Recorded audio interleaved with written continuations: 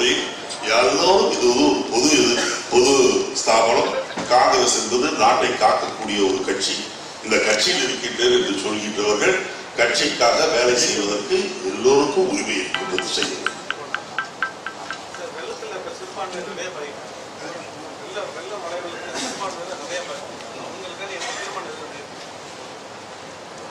வெள்ளத்தால் பாதிக்கப்பட்டவர்களை நாம் பெரும்பான்மையினர் சிறுபான்மையினர் என்று பிரித்து பார்ப்பதில் அர்த்தம் இருப்பதாக எனக்கு தெரியவில்லை.